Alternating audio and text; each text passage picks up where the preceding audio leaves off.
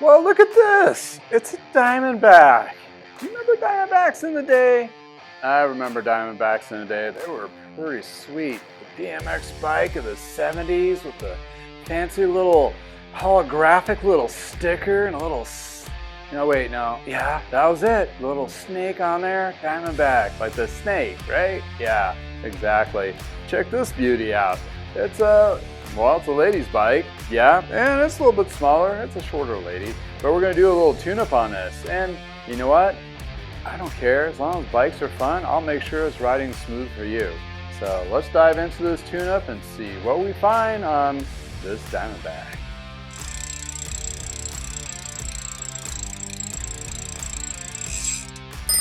Welcome to I Know a Guy Bicycles, hanging out with a guy. Hi, I'm Justin the Guy. Obviously I have a garage shop. Take scary out of used, one bike at a time. If you want to be kept up to date on latest projects and topics, please like and subscribe. Hey, welcome back to I Know a Guy Bicycles, hanging out with a guy on this little bike. I am Justin the Guy, and we are working on a Diamondback. This is a little bit of a newer version of the old school Diamondback back of the 70s. Yeah, you know, the little BMX racer ones that I solely wanted, and my parents are poor, so we didn't have it. My parents didn't have a bike shop at that time either, which is a different parent. In any case, long story short, these are actually pretty cool. Diamondback's one of those lines, as many, that would end up in stores, and now they get kind of mixed up into either Dick's Sporting Goods, I think, or REI, one of those. They kind of got pushed into there. They're owned by a parent company, I believe, called Pon Holdings, maybe, but don't quote me on that. If you know the actual parent company, it's one of those brands that have been bought and sold, like the Schwinn and the Mongooses and the GTs and so forth. But in any case, this particular bike has the same similarities and componentry as your entry-level style recreational mountain bike. If I was going to guess on the age on this, it's probably with the grip shift, around 2000 to 2005-ish, somewhere around there. It has grip shifters from SRAM, which is, I believe, a 7-speed, which pretty typical. This does have a freewheel versus a cassette. Now, it's going to be a little bit different on that because you just can't submerge the whole freewheel. You can disassemble it if you need to, as you're doing for the ultrasonic cleaning, but you don't want to submerge those and get into it because the bearings are not sealed per se, and you can really wash out that grease and make it all chunky, and then you have to get another one. Not too expensive. I think the 7-speed freewheels are between 20 or 30 bucks. In that case, and it's what they call a mega range, or the big gears, like the biggest in the back that help for the aiding for those hills, right? Has a triple up front, which is pretty common for the area at time range, and this is where they started doing the big jockey pulleys to accommodate that big ring. You've seen those fancy ones on whatever, like the ceramic one coating kind of thing, not ceramic for detailing, like ceramic speed. Those have like those fancy huge jockey pulleys, which look kind of ridiculous to me, but hey, who's to say? Maybe that's a little fuddy-duddy at me. But in any case, we're going to be checking out this. This is actually a steel frame, so it is kind of chunky, a little bit of weight to it.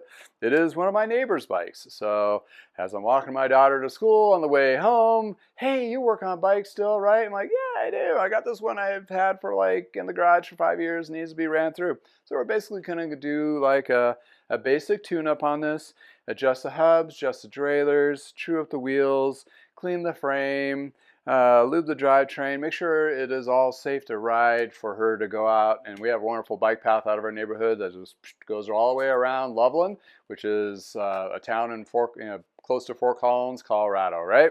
So without further ado, let's dive into this and talk about some features.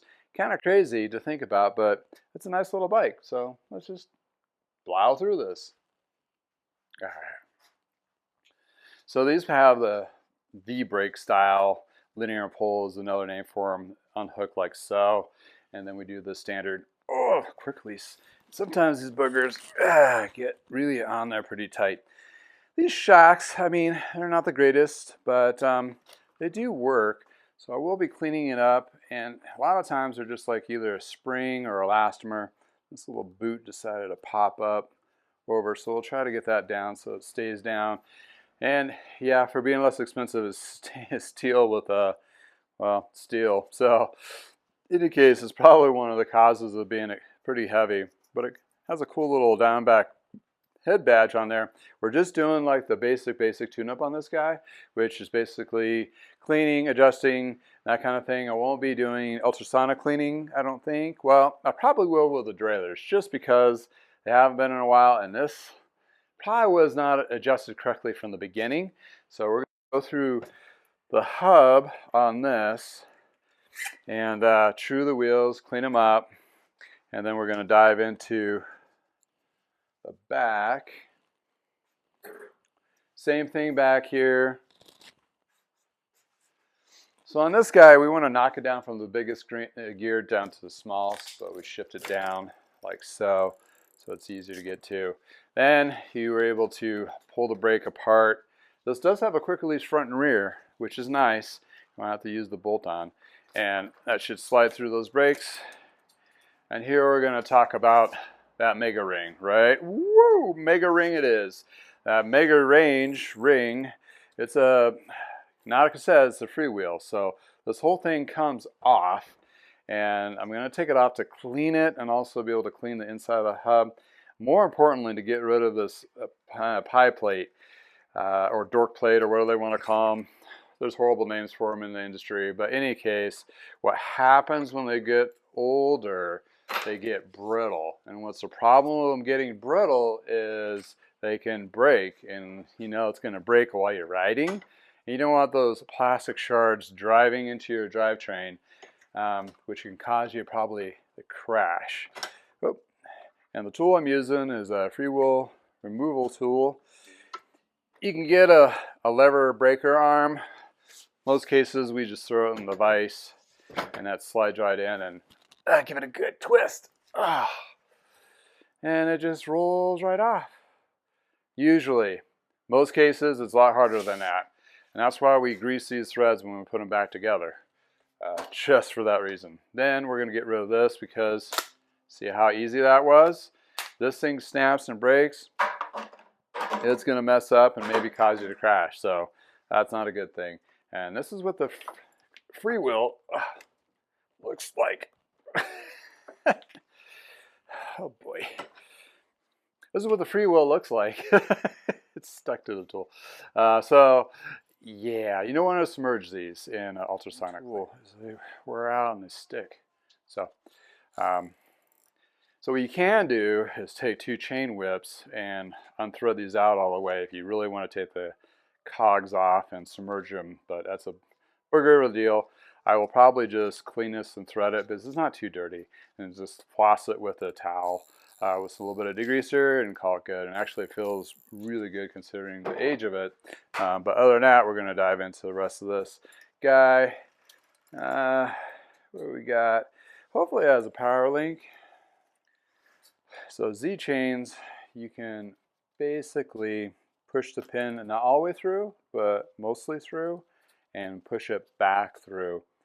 And that was back in the days of before hyperglide pins or quick links. So that way, if you have the nice finesse of not pushing that pin all the way out, I'm talking about is this guy right here. You push that out too far, yep, you're in trouble. You want it to be just enough out with a little bit of lip on the inside. Therefore, you can catch it when you're trying to put it back together. And that's why these tools have multiple little hanger deals to hold that chain in place. So that's the case. So we're going to do, we're going to ultrasonic this guy. And I am going to pop the derailleurs to throw them in there. Maybe the crank. Well, let's just see where I go with this.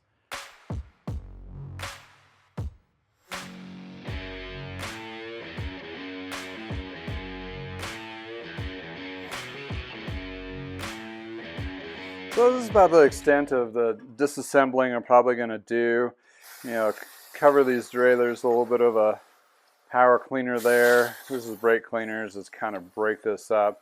Probably will just do 5 to 10 minutes at the most in 5-minute cycles. Getting this all cleaned up and polished. So get the main parts clean as the drivetrain. And once those are all cleaned and ready to go, while that's cooking and cleaning, we're going to go ahead and do the wheels and clean out the bike frame.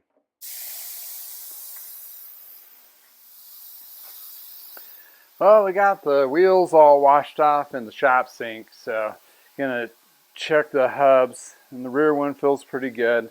The front one, as I mentioned before, seemed a little grindy. So this one takes a 13 mil and a 17 millimeter to adjust the hub. So what we do is first make sure one side is completely tight so we're not fighting against ourselves if it loosens up. What you do is you break that lock ring or lock nut loose over the cone, and you adjust that cone back. And what these look like on the inside is this. What I'm talking about is this cone here and then the lock ring. So you adjust these back and forth to get to that smooth. So you loosen, move it a little loose, then you tighten it back down. That procedure, then you spin it, and you're trying to find it the smoothest it can be without any play. That's the idea.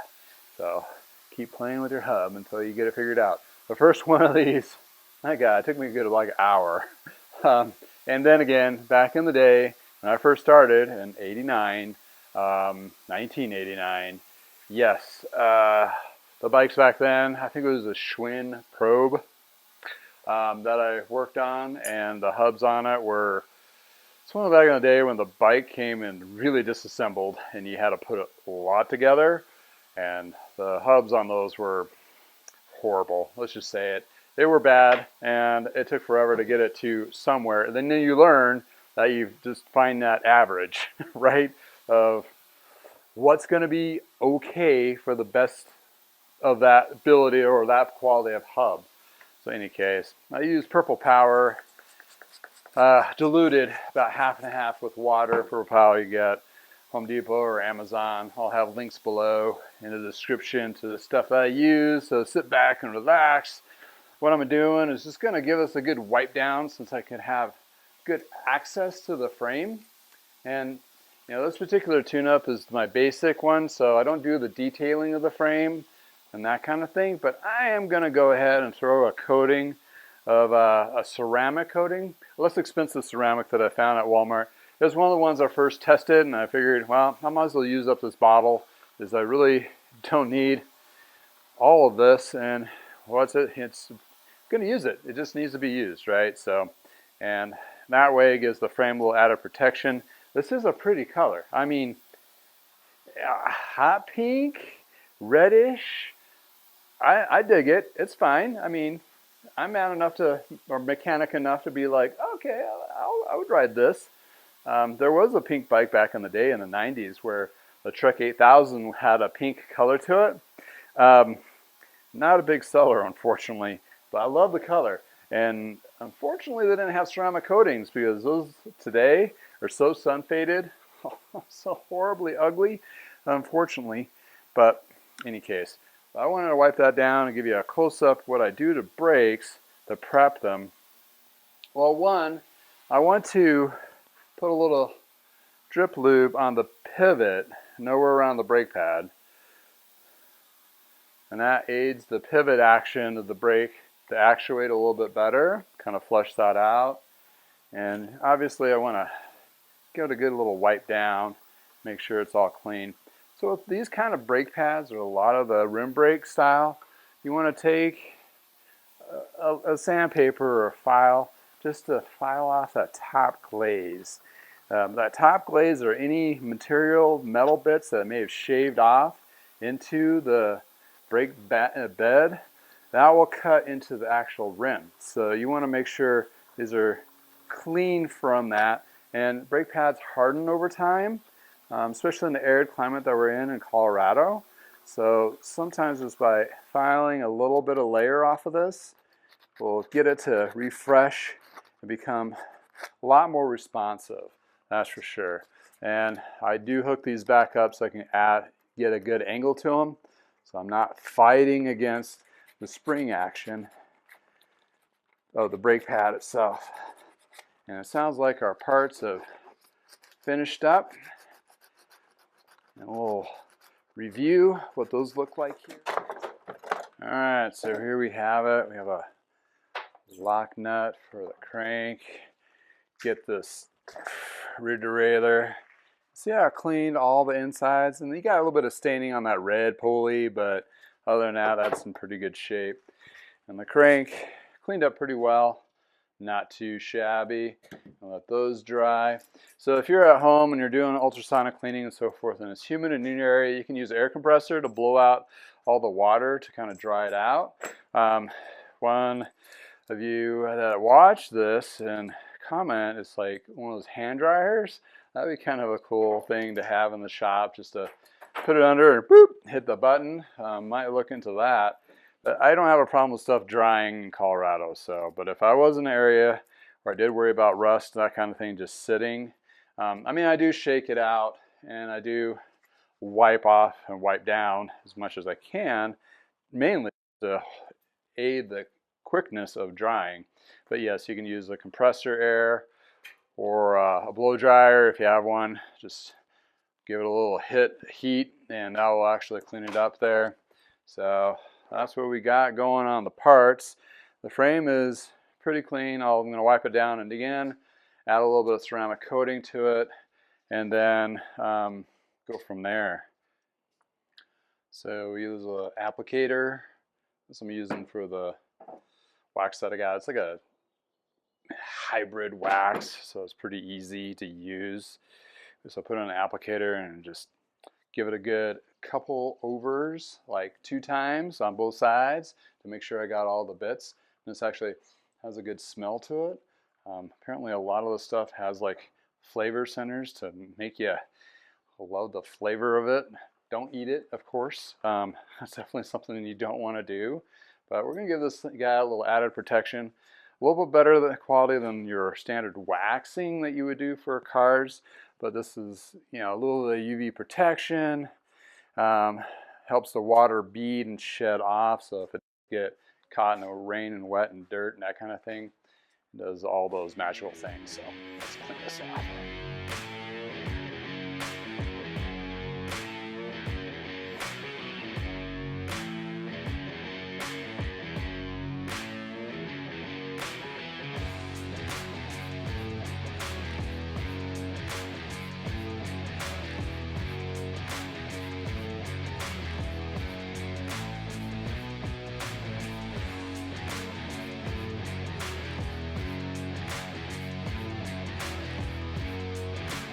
So I got it to get like 2 coatings on each side. So I'm going to let it flash, which means basically drying.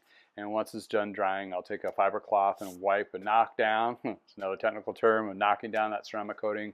So it's nice and shiny and has a nice level of protection against the sun and water and that kind of thing. I'm going to go ahead and true the wheels. We got the parts ready, and after that, it's just reassembly.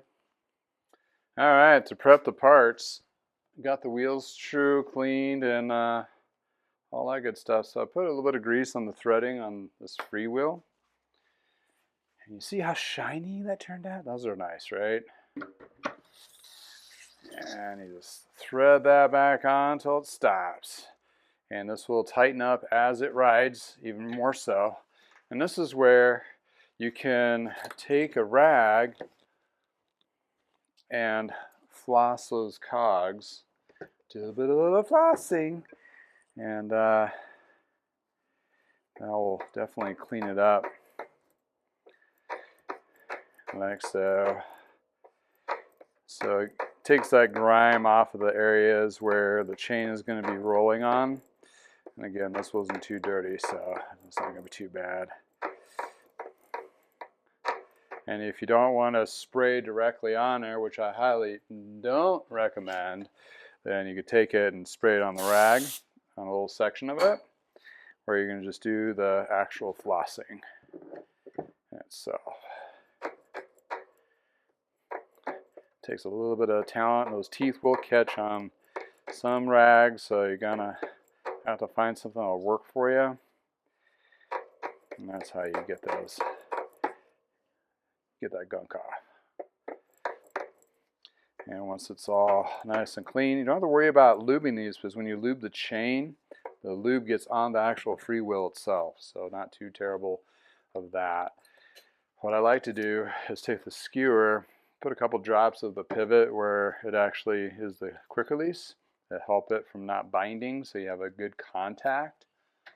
And then put a layer of grease on the skewer itself. Prevents it from rusting inside there. Don't have to worry about it too much in Colorado, but it's a track practice that we've done since the 90s, because you never know where those bikes are going to end up. So if it's well lubed, it's going to be prevented for whatever condition it's in. And we do the same for the front as well. And then these quick releases, if done correctly, will last a long time, but that is basically a still shaft, and you want to make sure it's well lubricated. Also, on the tires, they're directional. It's more of a V shape going forward, so you want the quick release to be on the left-hand side as you're sitting on the bike. So they are matchy-matchy to the rear wheel. It's all matchy-matchy, and when it comes to cycling world, I need to wash this off before it sets.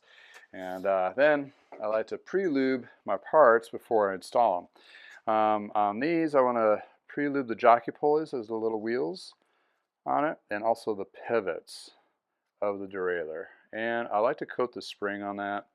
It may attract a little bit of dirt, but the thing is it's gonna be preventing of rust. But some of those springs are actually steel. And this is pinned together, so it's not high quality by any means. A lot of them are pinned together.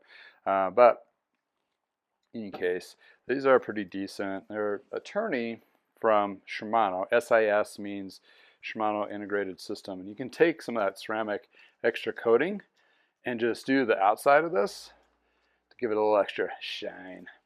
So that's the front, or the rear, and onto the front. A little more plasticky parts. Shimano there.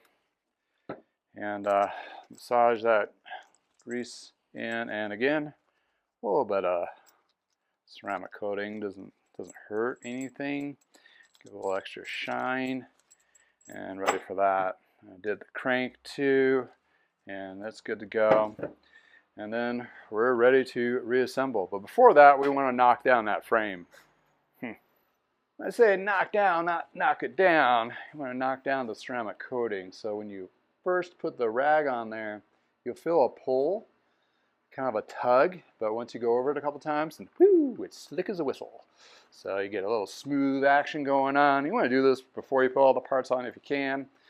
Reason being is you get it to be the ultimate shine before reassemble. And reassembling should be fairly straightforward on this one. We didn't go too crazy on disassembling it. Granted, this is probably more than most others are comfortable with doing, which is fine. That's why there's mechanics out here to do it. But I always encourage people to try it yourself. And if it's the worst case scenario, if you have a good shop in your neighborhood, then you can take it to them to basically double check it to make sure it's safe, or do the work that may have got bubbled up in the process. But in any case, first what we're going to do on this is probably put the cranks on, and that is this guy. And we want to make sure we don't put them in the same direction. The opposite direction is definitely preferred on that. I do put a little bit of grease on the lock bolt so I don't get these seized up. And this is, what was it, 14 millimeter? And also another side note, pretty much all bike parts for the most part are metric. So if you don't have a metric Allens and metric open box wrenches and so forth, you're probably going to have to get yourself a set to get it to work on your bikes. So basically tighten this down. This is your old school socket. You can use a socket wrench. These are just fancier because it has a socket and an Allen on the other side, which is typical. There's that. Once that's on, I'll put the pedals back on. With the pedals, they are right and left. You want to keep in mind of that. Put a little bit of grease on the threads there. And hopefully get the right one on the right side. And then pedaling backward is to tighten. So I want to make sure I got the right one. Because they are stamped, so they're just covered with grease. Usually the first. And you don't want to force it. Don't force these. Forcing causes cross-threading. You may have the wrong one on the wrong side. It should go on for the first 2 or 3 swipes by finger tight. And it might get a little bindy. You might need a little, 15 millimeter wrench to finish up the process. but you want to make sure halfway, 2/3 of it, it's already locked into place so you're not cross-threading that. If you cross-thread it, stop and take it to the shop, have it looked at and inspected, because if you compromise all those threads, you may have just toasted your crankset. So a little side scary note there, but not to scare you too much, but it does happen. Once the crank's on there, then I can put the front derailleur back, and I gotta find my little socket.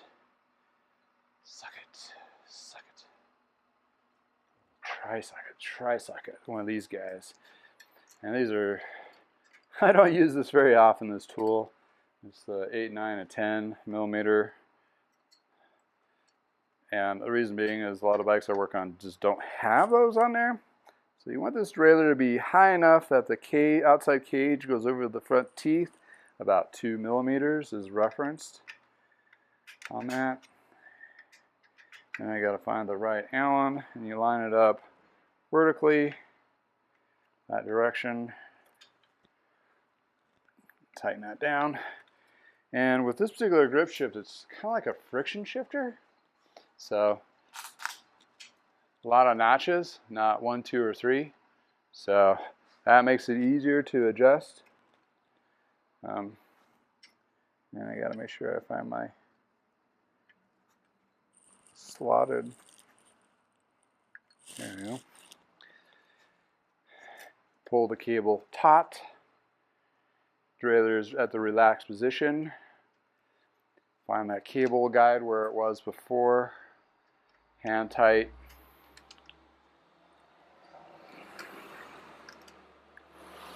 Give a good little torque. Then you hit your front derailleur and you watch the range. Make sure it's tight, and you'll adjust it when the chain's on there. And then we're on to the front and rear wheel. So you remember I tightened the brake up here, open that back up, drop the wheel in here. So the adjustments of the brakes, you got the pads and also the tension between the cable back and forth. And we'll show you on this one while I'm here, and I'll just repeat it on the rear. Tighten that quickly so when it catches halfway out, you want to adjust that nut side. So you go, I like going parallel to the fork so I can get a good grip. So it holds it in place. Hook your brake back up. Make sure it's in there. Hit your brakes a couple times. You'll notice it goes over to the side. Well, first I want to make sure the brake pads are lined up with the rim. So I adjust that first, both sides, make sure they're tight. Like so. And make sure it's contacting the rim equally and correctly. And I take a Phillips in this case, sometimes it's an Allen wrench. And if you need to pull that pad out, give it a couple turns. Now it pushes that spring or tightens that spring up and make sure it's equalized. So I usually like the tighter springs, so I'll over tighten them, not over tight, but have them more on the tighter setting. So it gives you more of a pull back on these. Then you want equalization, so it's hitting the brake pads at the same time. And then you can adjust the tension of the cable by loosening this or the barrel adjuster here. Here I'm going to open up the barrel adjuster. This is a shorter individual, and you want to keep in mind they have tinier hands. So in that case, I want to tighten it up, but they can still grab it, right? And you want to be able to grab this without not able to, ride, that kind of thing. So there you go. And usually you have a little cable catcher thingy here. I'll hold that flingy cable out of the way, like so. So it's nice and pretty. Double check it again. That's brakes 101, my friends. All right, we're going to do the rear. For the rear, we're going to do something first before we do the brakes. Okay, this is what we got. We want to put the rear wheel in first on this because I want to check derailleur hanger.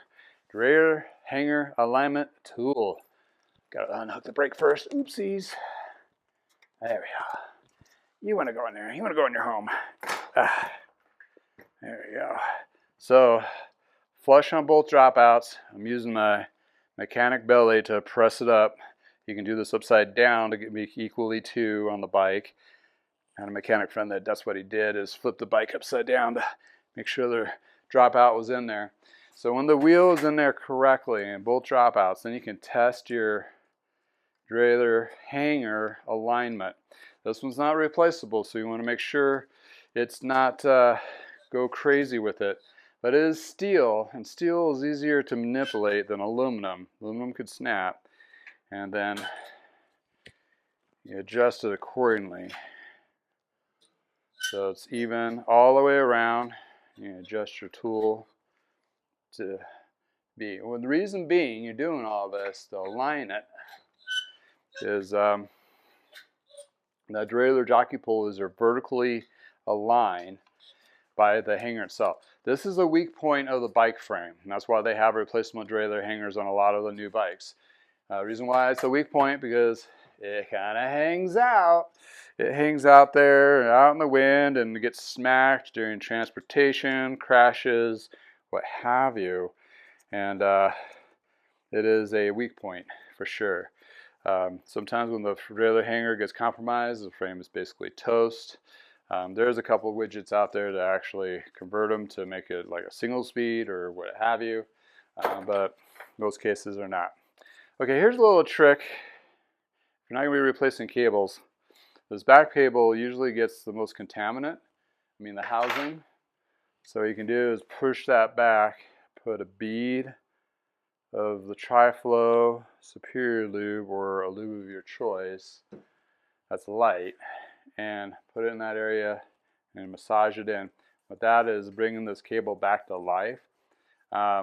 Most cases, if it's compromised, you just replace it. It's not very expensive little replacement piece here. That'll definitely change the effect of the ride.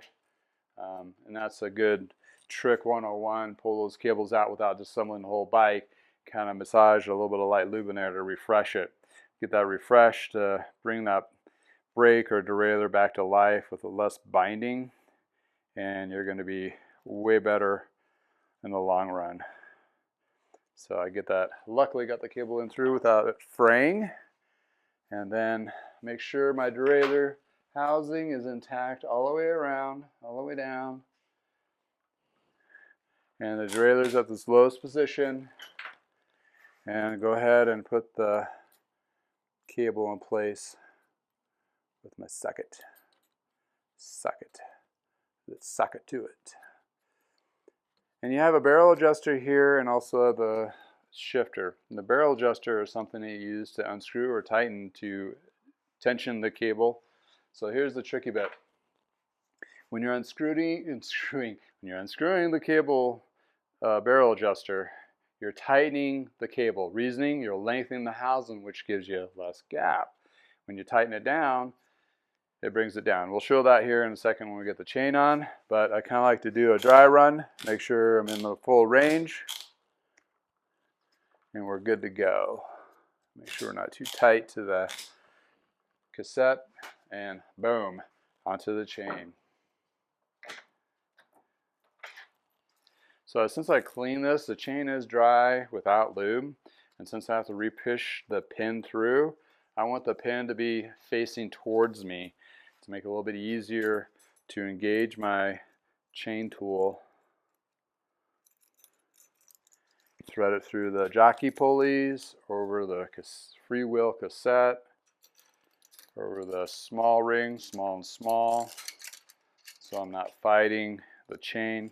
And this is where I take the chain off of the front, so I have a laxed position. And since I left a little bit of a stick out nubbin on this, it kind of holds itself in place as I prepare to push the pin through. And before I do that, I put a drop of lube in here to aid the pin to find its way back.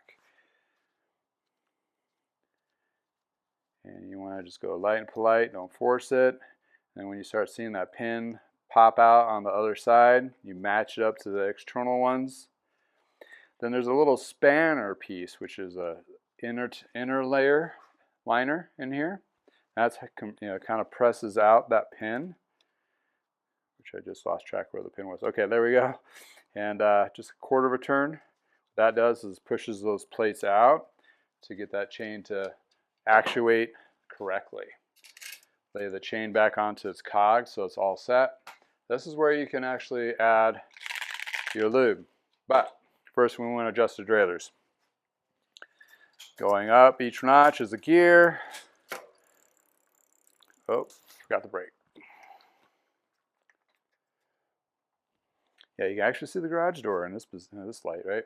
Okay, so that's that barrel adjuster. You can adjust this in or out. Unscrewing tightens to draw the chain to go up. But first we're going to check it. One notch is each gear.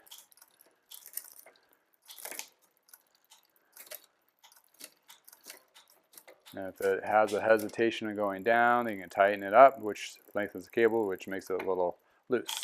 So it's hitting the gears. Now when I'm going to double check my limit screws, make sure they're in all the way on the rear so it doesn't throw that cassette or derailleur into the spokes. And I check my down position, making sure it's not throwing it into the frame there. And that's pretty much your derailleur adjustment 101. Then I double check the range of the front, make sure it hits. Then I go to big and big, make sure it does big and big. And then I go down and make sure it does big, small and small. So it looks like we're good. And my front derailleur looks like it's maybe it's working good. We'll just leave it as is. So to apply lube, one big cog, then down one, boop. Then you do the big up front. What this does is puts the chain at an angle, opens up those little rollers in there. And the idea is to put a steady stream on the middle roller as you're pedaling backwards. Yes, I said steady stream. That's right. Middle rollers 3 times. That's coating the chain once, and that roller on the inside will push out that lube, and since at an angle, it's going to massage itself through. This is where it's putting a nice light little coat on all those cogs, and as you start pedaling, it massages that chain lube through the chain, and it puts a nice light little layer on each of your little cogs for protection. This is your standard drip lube, not waxing technique. And that's how you get those little squeaky mice sounds out of your drivetrain, by doing that simple little waxing steady stream mid-roller lubing, not waxing. Or you can use a dry wax, those work. A lot of these lubes will have like a polymer or something as a agent for it to do its lubing effect. Sometimes we'll need a dry. You want to let it dry overnight. Keeps the sloppy mess down. And when sloppy mess I'm talking about is the excess that pushes out the black stuff. Let's show you here. And you want to wipe off the excess as much as you can. Black gunk, death. And then let it dry. In that case, you're aiming for the middle. Now my dad taught me back in the 80s, early 90s, if you aim for the middle, it pushes all the gunk out, and you wipe off the excess, which you get all the bad gunk out, and then you let it dry, and then it leaves a nice film and prevents it from caking up or getting too bad. Drip lubes are notoriously known to cake up and attract dirt and what have you over a period of time. That's where waxing has become a super big thing. Some people want to spend the money for waxing. Some people don't have the money or understanding of it, which is fine. But in any case, that's your general lube for your drip lube. As long as you have something on your drivetrain, for heaven's sake, something. Reason being, that prevents wear and tear on your cassette and everything and rust. So, got the front and rear derailleur, you need to put a little special cap on the end. The special cap prevents that cable from fraying. If you go look at your bike and these little ends are all frayed, well, your cap got compromised. These little guys here prevents it from fraying. Rear derailleur's ready. Front derailleur's ready.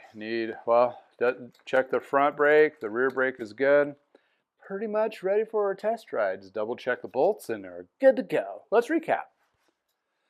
So yeah, I mean, for an inexpensive little bike, it's not bad. It actually is not too terrible to work on. And a lot of these componentry like the the quick, the grip shifts with friction, because you don't have to really pay attention too much of the notching on it. You just need to have your ranges adjusted correctly. Wow, that's smooth. And put a little on the seat too to give it a little bit of life. So yeah, it's super slick, super smooth, lubed up. Tires are aired up to about 60 psi. That's where their range on them. You'll see on the side of the tire the range. You don't have to always go to the top max. The higher range is going to give you more efficiency, so you can go faster, but you're going to feel a more bumpier ride. So that's in between. Oh, I forgot the cap. Can't forget the cap. Attention to detail, right? Cap goes, covers up the bolt. Whoop, there we go. All right. Onto a test drive and ready to go. So essentially, that's your basic tune-up. Sounds like a lot. Well, for me, it is. I do put a little extra something in my tune-ups because that's how I was trained back in the late 80s, early 90s. That you do tune-ups and do it right. Yeah, I did a little extra cleaning throw the derailleurs off. That's usually in the next level tune-up. I'm in a scenario where I am my own boss. I do what I do. It's all about time. And I'll put a little bit extra. This is also my neighbor's bike, so I want to make sure it's done right. And for me, I like working on clean parts. So if they only could afford the lower, less expensive tune-up, I'm not going to hound them like, well, I'm not going to work on this until you spend another 50 bucks. No, that's not my mojo. I want to make sure it's safe to ride and it's actually benefiting me as a mechanic to adjust it, to get it to work correctly, and a better outcome, which in turns gives you a better experience for your customer. Better experience equals repeat business. See how that goes? Yeah, I put a little extra effort into it, which is really a low lift for me, but as an expertise, it's a low lift, but because I have everything laid out and everything ready to go. So in that case, I put a little extra into it. They get something out of it. I get more business out of it. It's a win-win. It's all a win-win. So if you're a stickler shop and you're going, nope, you're going to upsell every little thing and nickel dime a customer, guess what? Those customers are going to go find somebody like me to work on their bikes and take away your business. Just saying. Not to toot my own horn, but if I just like working on bikes, so I will put a little extra into it. That's the kind of mechanic you want to vet after they work on your stuff. Cars, bikes, refrigerators, lawnmowers, whatever. That's the thing, and there's a lot of services out there. You can vet those by seeing in their reviews of what they're good at. And those reviews, the Google reviews, other reviews out there, what have you, will definitely give you that. And we all been conditioned to do that because we all went through COVID and we did a bunch of online buying, and here we are today. So the bolts to check real quick before I leave you is the stem bolt, crank bolt, or stem bolt center. This has the adjustable old school 36 headset bolt. You want the same thing as your hub, loose but not, smooth but not loose. So there's no knocking there. And also one thing I'm going to do on this guy, and I'll adjust the seat forward because I don't think it was that high up. I'm going to pull the seat post out, make sure it's not been compromised. This is a suspension seat post, and what I like to do on these steel aluminums, put a little extra grease in here. If it's a carbon fiber, you want to use fiber grip. It kind of gives you a little better protection. Water seal, because sometimes that water likes to drain right down into that frame. And when we build these bikes, we were trained to put that in there. Well, I don't know if they do it today on new bikes, but here you go. Well, before you go, check out these beautiful pictures of this bike in the sun with the ceramic coating, with the polished up tires and clean drivetrain. And I hope you enjoyed what you saw, got some little insights to them. Even on inexpensive bikes, could use a little love. And a little love goes a long ways when you want to have that great experience going out there on that ride. That's what it's all my focus on, is trying to get the best experience possible out of the gate while people get into cycling and have a safe, fun, great experience. Just as many experiences I've had riding over the years, and I just want to share that. But in any case, check out these beautiful pictures in the sun. My wife really liked the color on this, so she did comment on it. In any case, thank you for hanging out with me. If you have bikes like this or something similar or whatever kind of tips and tricks you've worked on bikes, please put in the comments below. This is a community. In addition to, I have other information underneath the description, under the more little tab underneath. In any case, thank you for hanging out with me in the garage. If it's beautiful in your neck of woods, please go for a ride. Until next time, from the garage.